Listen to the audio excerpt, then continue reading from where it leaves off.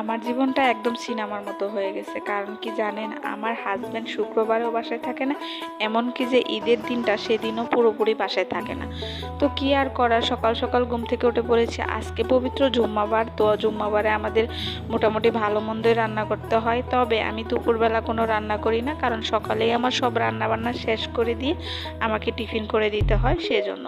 তো আজকে আমার ভিডিওটা শুরু করতে একটু দেরি হয়ে গেল। প্রথমে আমি পোলাও বসিয়ে দিয়েছি রাইস কুকারে এবং পরে বেগুন ভাজা করেছি। এখন গরুর মাংস করছি। আর গরুর মাংস করতে কি কি লাগে তোমরা তো জানোই, এটা নতুন করে বলার কিছু নেই। আমার গরুর মাংস সব কিছু হয়ে গেছে, পোলাও হয়ে গেছে, এখন আমার টিফিন দেওয়ার পালা। তো টিফিনগুলো রেডি করার জন্য চলে আসলাম। আর আমার প্রথমে পোলাওগুলো দিয়ে দিচ্ছি, কারণ পোলাওগুলো আমার অনেক সুন্দর হয়েছে, একদম ঝরঝরে। অনেকে রাইস কুকারে পোলাও রান্না করতে পারে না, ক্যাতকেতে খিচুড়ির মতো হয়ে যায়, কিন্তু আমার তা হয় না, কেন জানি একটা অভ্যাস হয়ে গেছে। তারপরে দিয়ে দিলাম বেগুন ভাজা, লেবু, তারপরে এখন দিয়ে দিচ্ছি গরুর মাংস। এই তো হয়ে গেল আমার একদম টিফিন, সারা দিনের কাজ। তো আমার টিফিনটা রেডি হয়ে গেছে। সবাই ভালো থাকবা, সুস্থ থাকবা, আমার জন্য দোয়া করবা এবং ভালো থাকবা। ওকে, থ্যাংক ইউ।